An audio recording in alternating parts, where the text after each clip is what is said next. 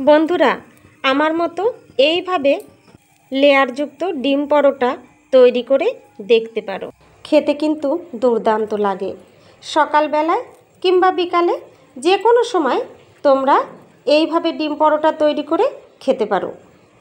আর এই পরোটাগুলো টমেটো সসের সঙ্গে কিন্তু দারুণ লাগে। নমস্কার বন্ধুরা, আমি সুচরিতা। আমার রান্নাঘরে তোমাদের সকলকে স্বাগত জানাই। আজকে আবারও চলে এসেছি তোমাদের কাছে একটা নতুন রেসিপি নিয়ে। আজকে আমি তোমাদের সঙ্গে ডিম পরোটা রেসিপিটা শেয়ার করে নেব। সেই জন্য এখানে আমি 500 গ্রাম ময়দা নিয়েছি। এই ময়দার মধ্যে স্বাদ মতো লবণ দিলাম, আর দিয়ে দিলাম হাফ চামচের মতো চিনি। লবণ আর চিনিটা ময়দার সঙ্গে ভালোভাবে মিশিয়ে নেব। মিশিয়ে নিয়েছি। এখন এর মধ্যে 3 চামচের মতো সাদা তেল দিয়ে দিলাম। এই সাদা তেলের সঙ্গে ময়দাটা খুব ভালোভাবে ময়াম দিয়ে নেব। এখানে দেখো আমি খুব ভালোভাবে ময়াম দিয়েছি। এটা তোমরা বুঝবে কি করে? এই দেখো, আমি হাত দিয়ে মুঠো করেছি, ময়দাটা মুঠো হয়ে গেছে। আবার একটু চাপ দিলেই সেই মুঠোটা ভেঙে যাচ্ছে। এই রকম হলে বুঝতে হবে ময়দাটা খুব ভালোভাবে ময়াম দেওয়া হয়ে গেছে। এখন এর মধ্যে অল্প অল্প করে জল দেব, আর এই ময়দার একটা ডো তৈরি করে নেব। একবারে জল দেওয়া যাবে না। একবারে জল দিলে এই ডোটা নরম হয়ে যেতে পারে। সেই জন্য আমি অল্প অল্প করে জল দিয়ে একটা ডো তৈরি করে নেব। এই ডোটা খুব বেশি নরম করব না, মিডিয়ামভাবে করে নেব। খুব নরমও হবে না, আবার খুব শক্তও হবে না। দেখো তোমরা কিভাবে আমি ডোটা তৈরি করে নিচ্ছি। দেখো এখানে আমি একটা ডো তৈরি করে নিয়েছি। এখন এই ডোয়ের গায়ে আমি একটু সাদা তেল মাখিয়ে রেখে দেব। এতে করে এই ডোটা শক্ত হয়ে যাবে না, সফট থাকবে। দেখো তেল মাখিয়ে নিলাম। এখন ঢেকে রেখে দেব 20 মিনিটের মতো। এদিকে দেখো আমি ধনিয়া পাতা কুচি নিয়েছি, কাঁচা লঙ্কা কুচি নিয়েছি, আর পেঁয়াজ কুচি নিয়েছি। সব কিছু পরিমাণ মতো নিয়েছি। তোমরা তোমাদের পরিমাণ মতো নেবে। এখানে একটা থালা নিয়েছি। এই থালার মধ্যে এক এক করে 4টে ডিম ফাটিয়ে নেব। এখানে দেখো আমি 4টে ডিম ফাটিয়ে নিয়েছি। এখন এই ডিমের মধ্যে স্বাদ মতো লবণ দিয়ে দিলাম, আর একটু হলুদ গুঁড়ো দিয়ে দিলাম, আর দিয়ে দিলাম হাফ চামচের মতো লাল লঙ্কার গুঁড়ো। পেঁয়াজ কুচি দিয়ে দিলাম, কাঁচা লঙ্কা কুচি দিলাম, আর দিয়ে দেব ধনিয়া পাতা কুচি। এখানে দেখো ধনিয়া পাতা কুচি দিয়েছি। এখন এই সব কিছু আমি একটা চামচ দিয়ে ভালোভাবে মিশিয়ে নেব।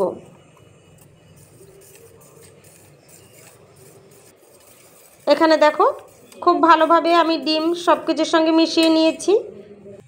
এদিকে দেখো একটা বাটি নিয়েছি। এই বাটির মধ্যেই 1 চামচের মতো ময়দা নিলাম, আর এর মধ্যেই একটু সাদা তেল নিয়ে নিলাম। 2 চামচের মতো সাদা তেল নিয়েছি। এখন এই ময়দা এই সাদা তেলের সঙ্গে ভালোভাবে মিশিয়ে নেব। এই যে গোলাটা তৈরি করে নিচ্ছি, এটা আমরা পরোটা যখন ভাজ করব সেই ভাজে দিয়ে দেব। এদিকে দেখো 20 মিনিট পর চলে এসেছি। ডোয়ের ঢাকনাটা খুলে নিলাম। ডোটা আরও একটু মেখে নেব। 20 মিনিট রেস্টে রাখার ফলে কতটা সফট হয়েছে দেখো। এখানে আরও একটু মেখে নিয়েছি। এখন এই ডোর থেকে কতগুলো লেচি কেটে নেব।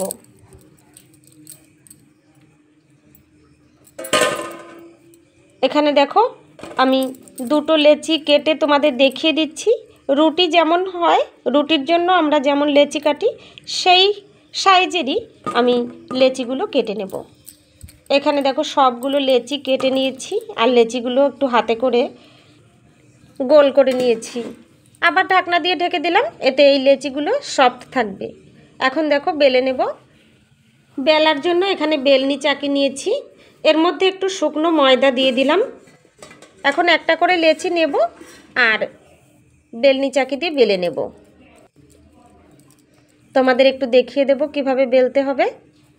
তোমরা যে সমস্ত বন্ধুরা আমার এই ভিডিওটা দেখা শুরু করেছো অথচ একটা লাইক দিতে ভুলে গেছো, তোমাদের কাছে অনুরোধ রইল প্লিজ একটা লাইক দিয়ে ভিডিওটা কন্টিনিউ করো তোমরা। এখানে দেখো আমি একটা রুটি বেলে নিয়েছি, একটু পাতলা, অতটা মোটা করে বেলিনি, পাতলা করে বেলেছি। এখন ময়দা আর সাদা তেল দিয়ে যে গোলাটা তৈরি করে রেখেছিলাম সেটা আমি এই রুটির মধ্যে দিয়ে দেব। দেখো দিয়ে দিচ্ছি।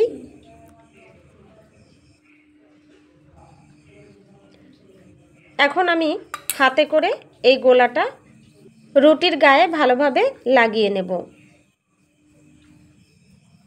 তোমরা দেখো তাহলেই বুঝতে পারবে। এখানে দেখো ময়দা আর সাদা তেলের গোলাটা লাগিয়ে নিয়েছি। এখন এই রুটিটা ভাঁজ করে নেব। প্রথমে দেখো এক সাইড দিয়ে একটা ভাঁজ দিলাম, এবার অন্য সাইড দিয়ে আরও একটা ভাঁজ দিয়ে দেব। দুটো ভাঁজ দিয়েছি।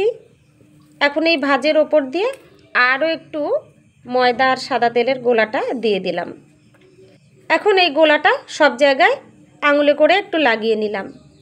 এবার আরও একটা ভাঁজ দিয়ে দিলাম সাইড দিয়ে। দেখো অন্য সাইড দিয়ে আরও একটা ভাঁজ দিয়ে দিলাম। তোমরা একটু দেখে নাও কিভাবে ভাঁজগুলো দিলাম। দেখো আমি এখানে একটা তৈরি করে নিয়েছি। এখন একটা থালা নেব। এখানে দেখো একটা থালা নিয়েছি, থালার মধ্যে একটু সাদা তেল লাগিয়ে নেব। একটুখানি সাদা তেল দিয়ে দিলাম। এবার হাত দিয়ে এই থালার গায়ে ভালোভাবে সাদা তেলটা লাগিয়ে নেব। এতে করে কি হবে বলো তো, এই যে চৌকো শেপ দিয়ে আমি পরোটা তৈরি করব বলে যে রুটিগুলো ভাঁজ দিয়ে রাখলাম, এটা এই থালায় রাখলে থালায় এগুলো আর লেগে যাবে না। এইভাবে দেখো সবগুলো রুটি আমি বেলে ভাঁজ দিয়ে রেডি করে রেখেছি। তোমাদের একটু দেখিয়ে দিচ্ছি।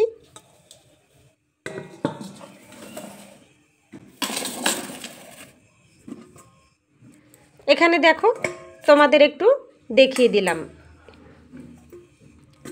এখন পরোটাগুলো তৈরি করার জন্য আবারও আমি বেলনি চাকি নিয়ে নিলাম।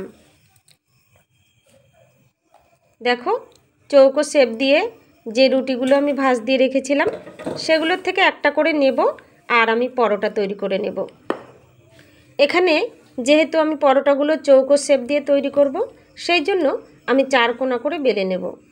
চৌকো শেপ দিয়ে করলে এর কোণাগুলো যাতে ঠিকঠাক থাকে সেইভাবেই বেলে নিতে হবে। তোমরা চাইলে চৌকো শেপ না দিয়ে গোল করেও পরোটাগুলো তৈরি করতে পারো, তাতে কোনো অসুবিধা নেই।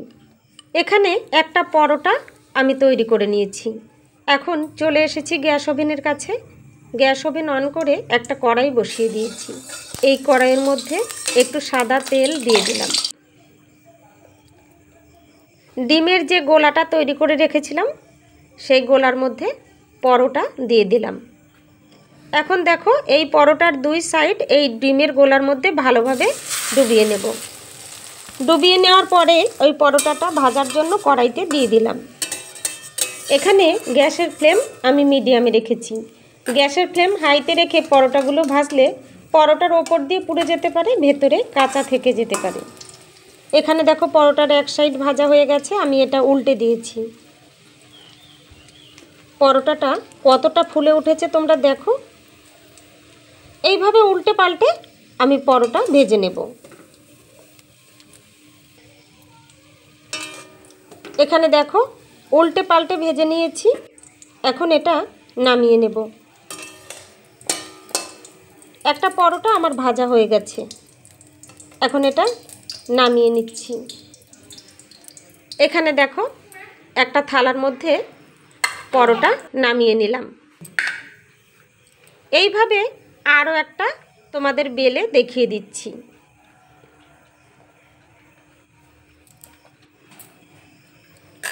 আর একটা বেলে নিয়েছি। এখন ওই ডিমের গোলার মধ্যে এই পরোটাটাও আমি ভালোভাবে ডুবিয়ে নেব। 2 সাইডই ভালোভাবে ডিমের গোলার মধ্যে ডুবিয়ে ভাজার জন্য আবার কড়াইতে দিয়ে দিলাম। এই পরোটাটাও উল্টে পাল্টে ভেজে নেব। দেখো কতটা ফুলে উঠেছে, এটা খেতেও কিন্তু দারুণ লাগে। এইভাবে তোমরা বাড়িতে তৈরি করে দেখতে পারো বন্ধুরা, আশা করি তোমাদেরও ভীষণ ভালো লাগবে। আমার এই রেসিপিটা যদি তোমাদের কাছে ভালো লাগে বন্ধুরা, তাহলে একটা লাইক দিয়ে ভিডিওটা শেষ পর্যন্ত দেখো। তোমরা রেসিপিটা তোমাদের কাছে কেমন লাগলো সেটা কমেন্ট বক্সে কমেন্ট করে জানিও। রেসিপিটা যদি খুব ভালো লাগে তাহলে তোমাদের বন্ধুদের সঙ্গে অবশ্যই একটু শেয়ার করে দিও। এইভাবে সবগুলো পরোটা আমি তৈরি করে নেব। এক এক করে সবগুলো পরোটা এখানে আমি তৈরি করে নিয়েছি। একটা তোমাদের ছিঁড়ে দেখিয়ে দিচ্ছি, দেখো কতটা লেয়ার যুক্ত হয়েছে এই পরোটা। তোমরা যে সমস্ত নতুন বন্ধুরা আমার এই ভিডিওটা দেখছো অথচ আমার চ্যানেলটা সাবস্ক্রাইব করোনি, তোমাদের কাছে অনুরোধ রইল, আমার রেসিপিটা যদি তোমাদের ভালো লাগে তাহলে আমার চ্যানেলটা সাবস্ক্রাইব করে পাশে থাকা বেল বাটনটা প্রেস করে রেখো। এতে করে আমার রান্না করা রেসিপিগুলোর নোটিফিকেশন সবার আগে তোমাদের কাছে পৌঁছে যাবে। তোমরা তোমাদের সময় সুযোগ মতো দেখে নিতে পারবে। একটা দেখো তোমাদের দেখিয়ে দিলাম, দেখতে কতটা লোভনীয় হয়েছে, খেতেও কিন্তু দারুণ লেগেছিল। অনেক ধন্যবাদ বন্ধুরা আমার এই ভিডিওটা শেষ পর্যন্ত দেখার জন্য আর আমার পাশে থাকার জন্য। আজকের মতো এখানেই শেষ করছি। আবার চলে আসব তোমাদের কাছে অন্য আরেকটা নতুন রেসিপি নিয়ে। ততক্ষণের জন্য তোমরা সবাই ভালো থেকো, সুস্থ থেকো।